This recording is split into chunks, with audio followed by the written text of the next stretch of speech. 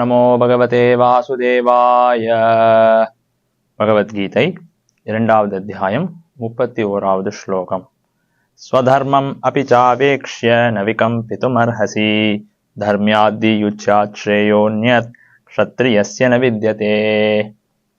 மொழிபெயர்ப்பு மற்றும் பொருளுரை தெய்வத்திரு ஏசி பக்திவேதாந்த சுவாமி ஸ்ரீல பிரபுபாதா அவர்கள், அகில உலக கிருஷ்ண பக்தி இயக்கத்தின் சம்ஸ்தாபக ஆச்சாரியர்.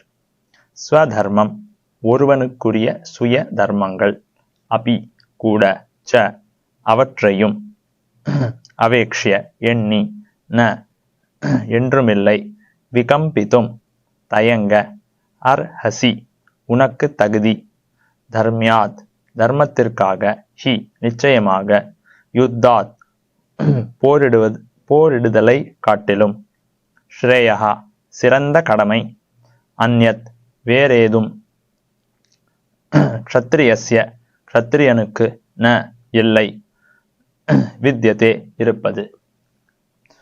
மொழிபெயர்ப்பு.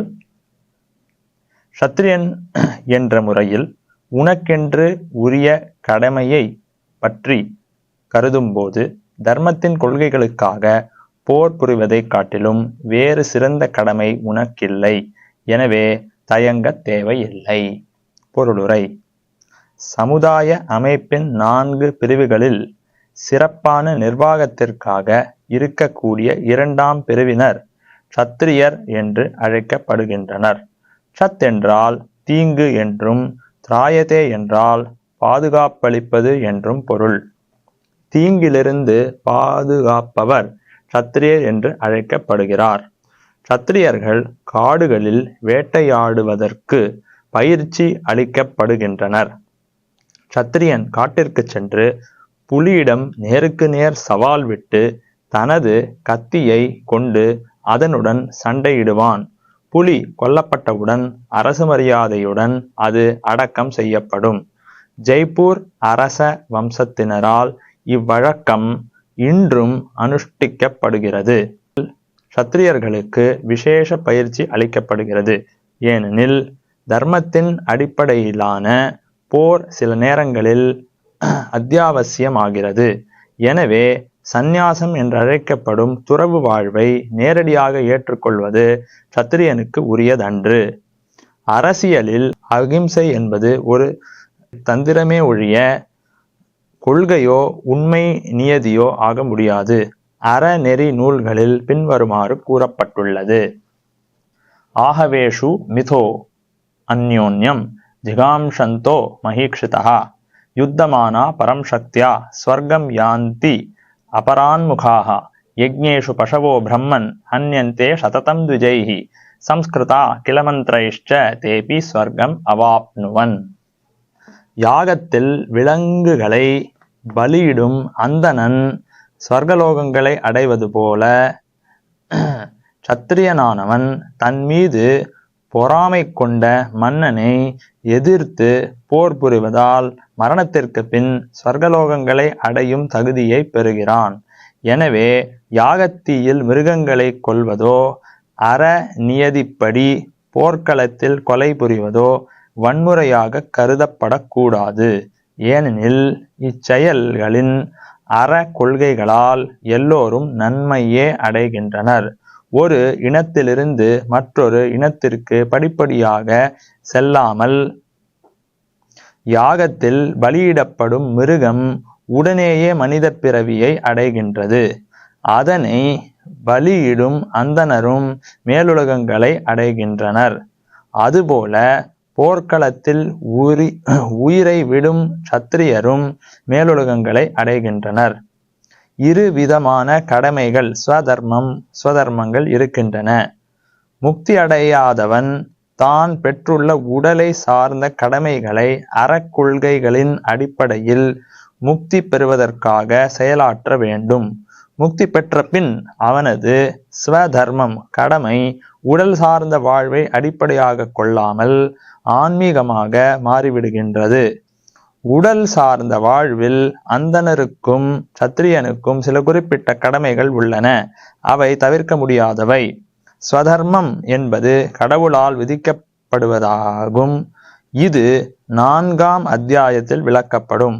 உடலின் தளத்தில் ஒருவனது ஸ்வதர்மம் வர்ணாசிரம தர்மம், அதாவது மனிதனின் ஆன்மீக அறிவுக்கான படிக்கல் என்று அழைக்கப்படுகிறது.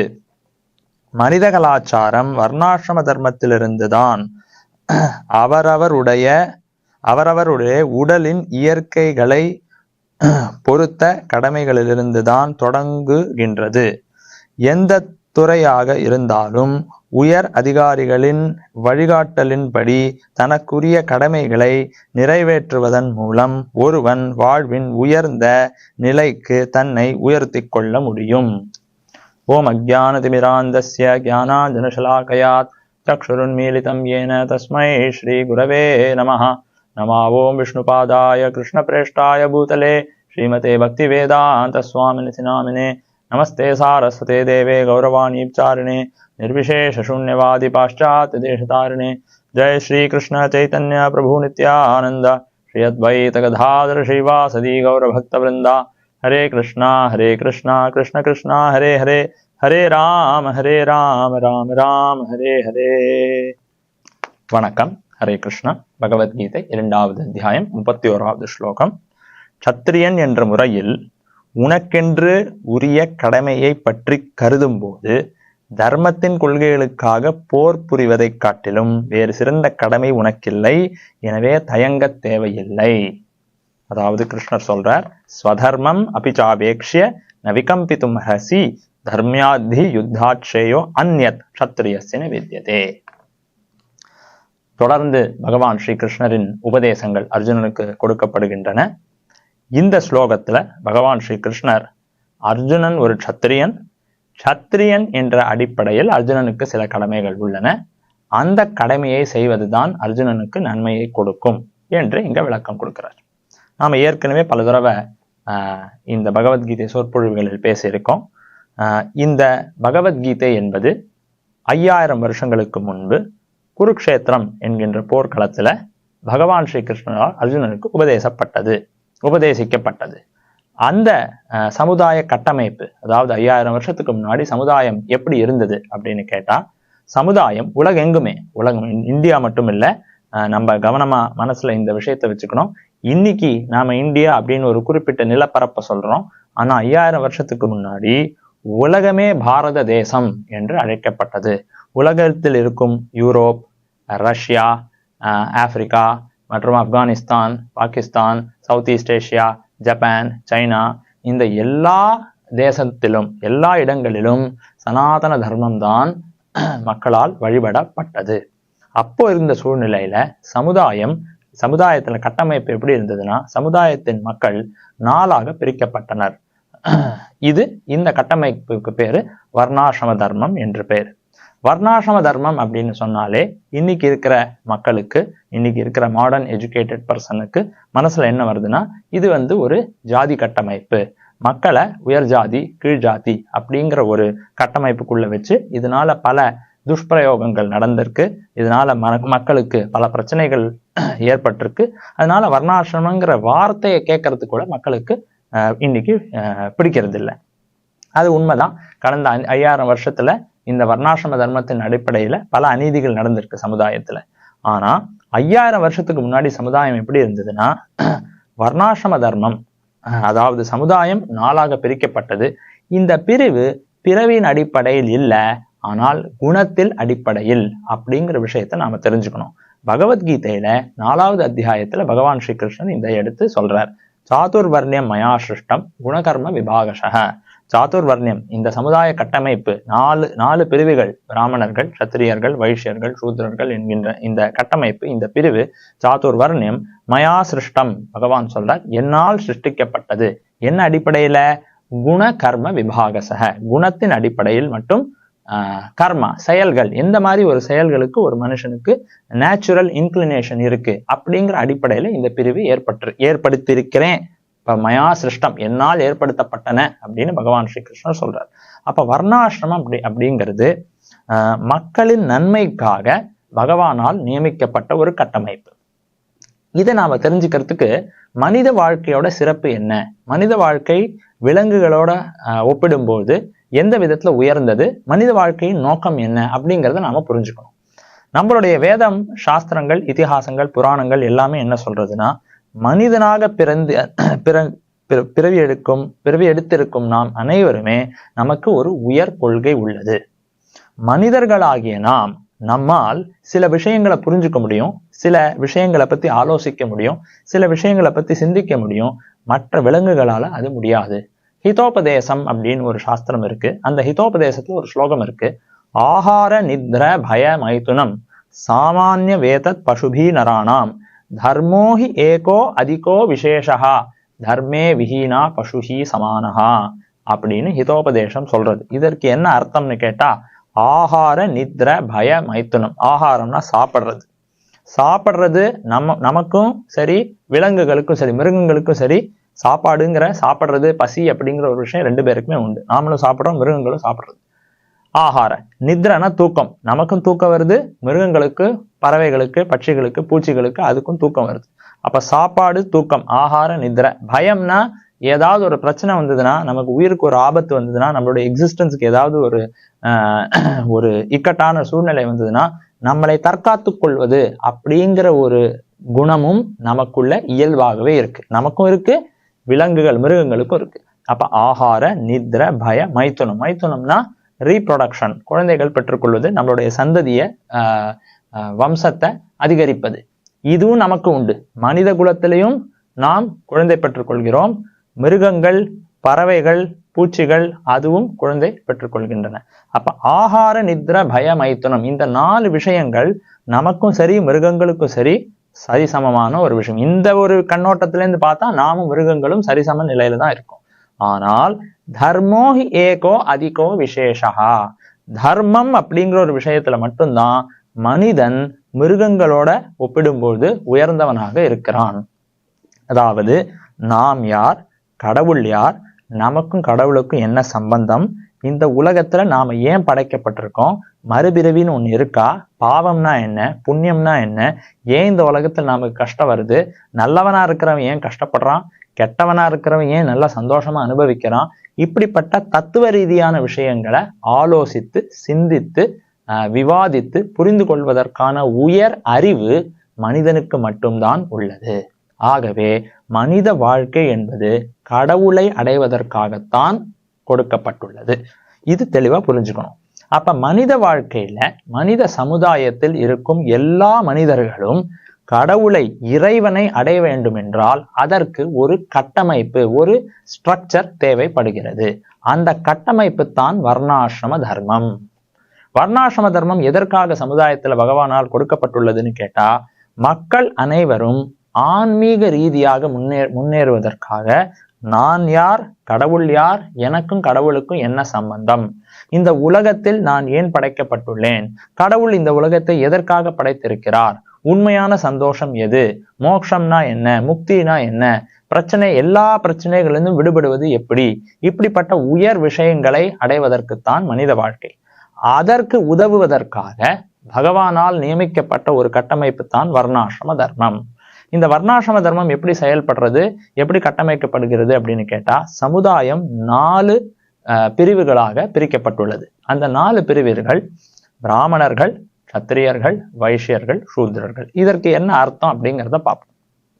ஒரு பிரிவினர், அதாவது சமுதாயத்தைச் சேர்ந்த ஒரு பிரிவினர் தங்கள் வாழ்வாதாரத்துக்காக கூட உழைக்காம நித்தியமும் எப்பொழுதும் நான் யார், கடவுள் யார், எனக்கும் கடவுளுக்கும் என்ன சம்பந்தம், கடவுளை அடைவது எப்படி, இறை உணர்வை அடைவது எப்படி, இறை உணர்வை அதிகரிப்பது எப்படி, இறை உணர்வை மக்களுக்கு எடுத்து போதிப்பது எப்படி, கத்துக் கொடுப்பது எப்படி, இப்படிப்பட்ட விஷயங்களிலே சிந்தித்து கொண்டிருப்பவர்கள் அவர்களுக்கு பிராமணர்கள் என்று பெயர்.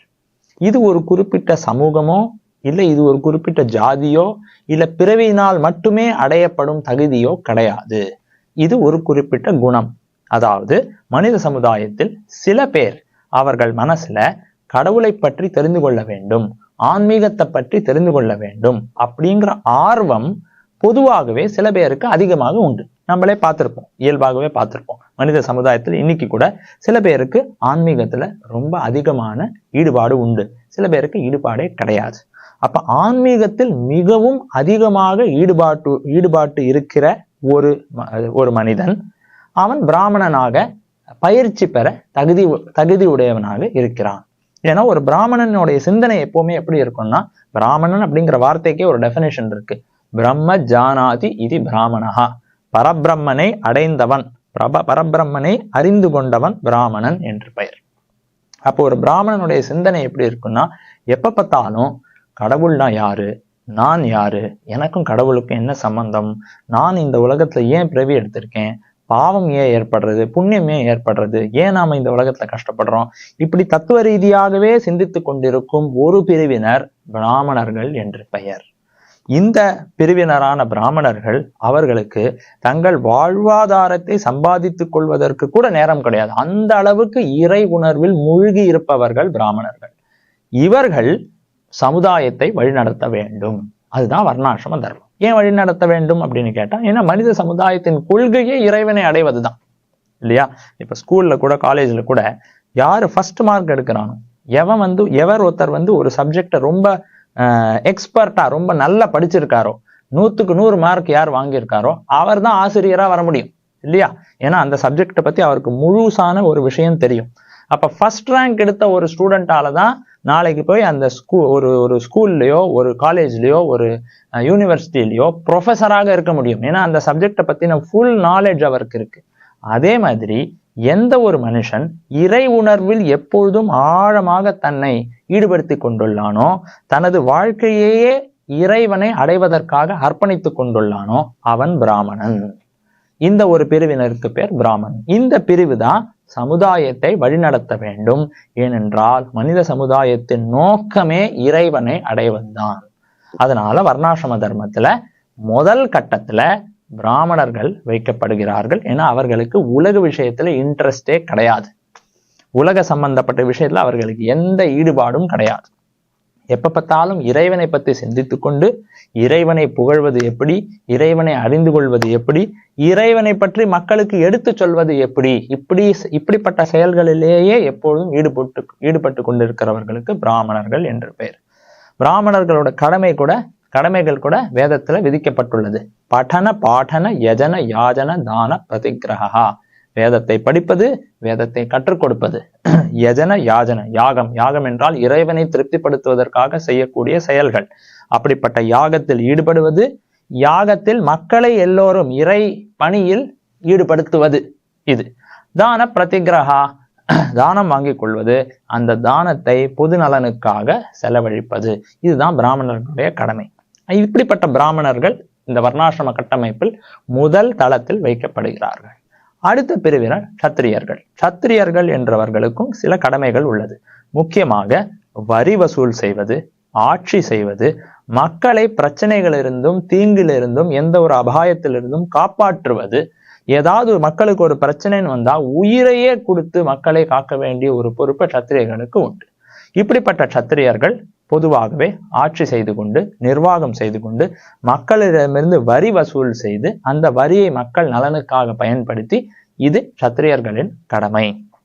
அப்படிப்பட்ட சத்திரியர்கள் பிராமணர்களின் மேற்பார்வையில் தான் எப்பொழுதும் செயல்படுகிறார்கள். ஏனென்றால் இந்த பிராமணர்களுடைய கடமை தர்மத்தை பரப்புவது. அந்த தர்மத்தை பரப்புவதில் பிராமணர்களுக்கு உதவி செய்வதுதான் சத்திரியர்களுடைய கடமை. அப்ப சத்திரியர்கள் தர்மத்தின் பாதையில் செல்கிறார்களா இல்லையா என்று கண்காணிப்பது பிராமணர்களுடைய கடமை. அது சத்திரியர்கள் இரண்டாவது பிரிவினர். அடுத்தது சமுதாயத்தின் தேவை எல்லாம் இருக்கு இல்லையா? ஏன்னா நமக்கு கடைசியில் ஆத்மான்னு பேசுறோம், பரமாத்மான்னு பேசுறோம், இறை உணர்வுன்னு பேசுறோம். அதே நேரத்துல உடம்பும் இருக்கு, பசி நமக்கு இருக்கு, தூக்கம் இருக்கு, வீடு கட்டிக்கணும், அப்புறம் துணிமணி தேவை, அப்புறம் எவ்வளவோ தேவையான பொருட்கள்லாம் இருக்கு. அப்ப மனித சமுதாயத்திற்கு தேவையான எல்லா பொருட்களையும் உற்பத்தி செய்வது ப்ரொடக்ஷன் டிபார்ட்மெண்ட் தான் வைஷ்யர்கள். இப்ப பிராமணர்கள் என்ற இன்டெலெக்சுவல் டிபார்ட்மெண்ட். எப்படி ஒரு கம்பெனில ஒரு R&D டிபார்ட்மெண்ட் இருக்கு. என்ன மாதிரி ப்ராடக்டை தயாரிக்கணும், எப்படிப்பட்ட ஒரு ப்ராடக்டை உருவாக்கணும், அது யோசிக்கிறது R&D டிபார்ட்மெண்ட். அந்த ப்ராடக்டை எப்படி நிர்வாகம் செய்யறது, அது ஒரு டிபார்ட்மெண்ட். அதை ஃபேக்டரியில ப்ரொடியூஸ் பண்றது இன்னொரு டிபார்ட்மெண்ட். அதே மாதிரி பிராமணர்கள் என்பவர் எப்பொழுதும் இறைவனை பற்றி சிந்தித்து கொண்டு இறை உணர்வை மக்களுக்கு பரப்புவது எப்படிங்கிறது பிராமணர்களுடைய கடமை. அந்த தர்மத்தை சரியாக மக்கள் செய்கிறார்களா, அப்படி செய்யலைன்னா தகுந்த தண்டனை கொடுத்து சமுதாயத்துல மற்றவர்கள், அதாவது சில பேருக்கு தர்மத்துல இஷ்டம் இருக்கும், சில பேருக்கு தர்மத்துல இஷ்டம் இருக்காது. உனக்கு இஷ்டம் இல்லைன்னா இஷ்டம் இருக்கிறவனை கூட கெடுக்க கூடாது இல்லையா? அப்படி கெடுக்க முயற்சி பண்ணா அவனுக்கு தகுந்த தண்டனை கொடுத்து சமுதாயத்தில் சட்ட ஒழுங்கை காப்பாற்றுவது சத்திரியர்களோட கடமை. போலீஸ் டிபார்ட்மெண்ட், கவர்மெண்ட், ஆர்மி ஒரு மாடர்ன் எக்ஸாம்பிளுக்கு சொல்றோம். அதே மாதிரி சமுதாயத்திற்கு நிறைய தேவைகள் இருக்கு. நமக்கு அரிசி, பருப்பு, துணிமணி எவ்வளவோ தேவைகள் இருக்கு. அதெல்லாம் ப்ரொடியூஸ் பண்ற ப்ரொடக்ஷன் டிபார்ட்மெண்ட் வைஷ்யர்கள். இதுக்கெல்லாம் உதவி செய்வது ஒரு தனி டிபார்ட்மெண்ட். அவ்வளவுதான் இந்த வர்ணாசிரம கட்டமைப்பு. இந்த வர்ணாசிரம கட்டமைப்பு காலங்காலமாக லட்சக்கணக்கான கோடிக்கணக்கான வருஷம் சிருஷ்டி படைக்கப்பட்ட காலத்திலிருந்து இந்த வர்ணாசிரம தர்மம் தான் சமுதாயத்தில் இயங்கி வந்தது. இதன் அடிப்படையில் தான் மக்கள் ஆன்மீக முன்னேற்றம் அடைந்தார்கள். அதனாலதான் பிற்காலத்திலாம் சமுதாயத்தில் அமைதி இருந்தது, நிம்மதி இருந்தது, சந்தோஷம் இருந்தது. கடந்த 5000 வருஷமாக, அதாவது 5000 வருஷத்துக்கு முன்னாடி வரைக்கும் இந்த வர்ணாசிரம கட்டமைப்பு சமுதாயத்துல இந்தியால மட்டும் இல்ல, உலகத்தில் இருக்கிற எல்லா பகுதிகளிலும் வர்ணாசிரம தர்மம் தான் இருந்தது. ஏன்னா அப்ப உலகத்துல எல்லா பகுதிகளிலும் சனாதன தர்மம் தான் இருந்தது. கடந்த 5000 வருஷமாக இந்த வர்ணாசிரம தர்மம் என்கின்ற கட்டமைப்பில் ஒரு சீரழிவு ஏற்பட்டு இது இன்னைக்கு இருக்கிற ஒரு ஜாதி பிரச்சனையா வந்து இன்னைக்கு முடிவுல இருக்கு. அதனால மக்களுக்கு இதுல இருந்து பல பிரச்சனைகள். ஆனா ஆதி காலத்துல பகவான் ஸ்ரீ கிருஷ்ணர் உருவாக்கிய வர்ணாசிரம தர்மம் பிறவியின் அடிப்படையில் கிடையாது, குணத்தின் அடிப்படையில் தான் மக்கள் பிரிக்கப்பட்டனர். இதற்கு பல உதாரணங்கள் இருக்கு. 1 இல்ல 2 இல்ல. உதாரணத்துக்கு ராமாயணத்தை எழுதின வால்மீகி ரிஷி. வால்மீகியோட வரலாறு எல்லாருக்குமே தெரியும். அவர் வந்து ஒரு டேகாய்ட், கடத்தல் திருடுறவர், அதாவது ஹைவே ராபர். அவர் அப்படிதான் தன்னுடைய வாழ்வாதாரத்தை நடத்தி கொண்டிருந்தார். அப்போ ஒரு காலகட்டத்துல அவர் நாரத ரிஷியை சந்திக்கிறார். நாரத ரிஷியை சந்திக்கும் போது நாரத ரிஷி அவருக்கு ஆலோசனை சொல்லி ராமநாமத்தை ஜபம் செய்யுமாறு நாரத ரிஷி அவருக்கு அறிவுரை சொல்றார். உடனடியாக அந்த கட்டளையை தனது வாழ்க்கையின் லட்சியமாக ஏற்றுக்கொண்டு வால்மீகி ரத்னாகர், அவருடைய பழைய பெயர் ரத்னாகர் என்கின்ற பெயர் அவருக்கு, அந்த ரத்னாகர் என்கின்றவர் இந்த ராமநாமத்தை தினமும் ஸ்ரத்தையுடன் நம்பிக்கையுடன் ஜபம் செய்கிறார்.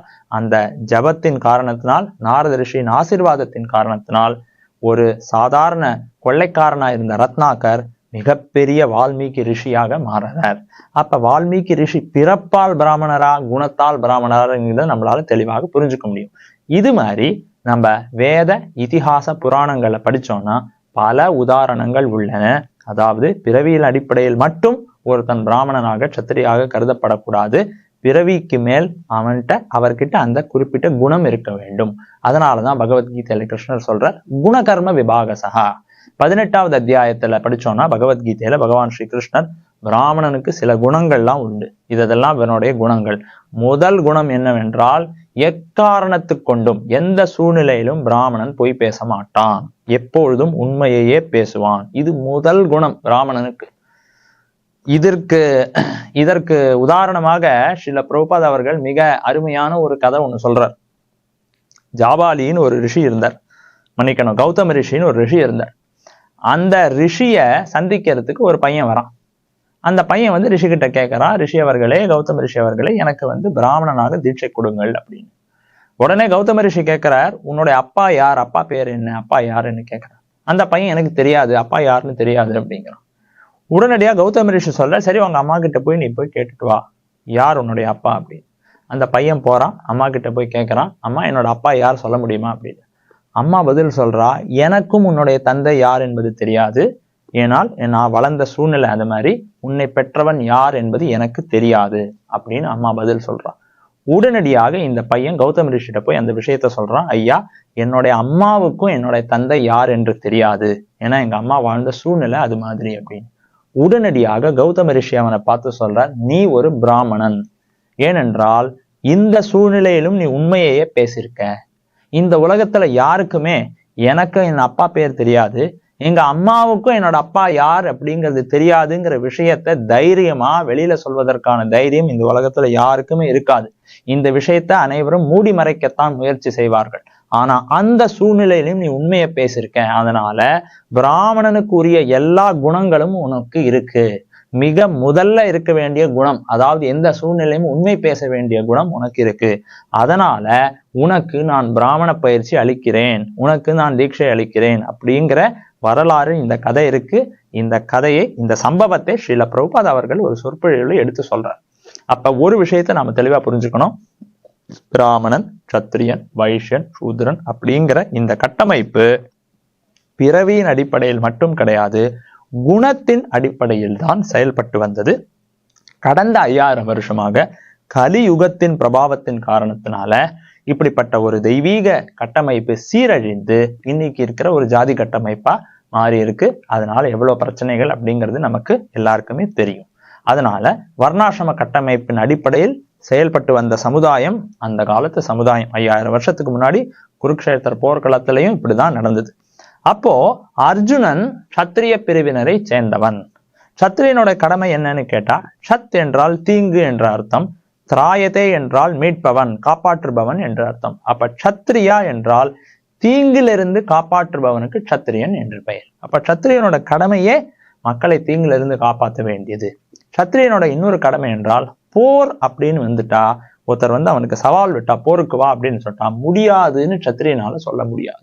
அது 5000 வருஷத்துக்கு முன்னாடி இருந்த கட்டமைப்பு. இன்னைக்கு வேணா நம்ம யாராவது சண்டைக்கு கூப்பிட்டா, இல்லப்பா எனக்கு சண்டை போடுறதுக்கெல்லாம் நேரம் இல்லைன்னு நம்ம சொல்லி தப்பிச்சுக்கலாம். ஆனா 5000 வருஷத்துக்கு முன்னாடி இருந்த சமுதாய கட்டமைப்பு எப்படி இருந்ததுன்னா, போர்னு வந்துட்டா சத்திரியன் போர்ல ஈடுபட்டே ஆக வேண்டும்.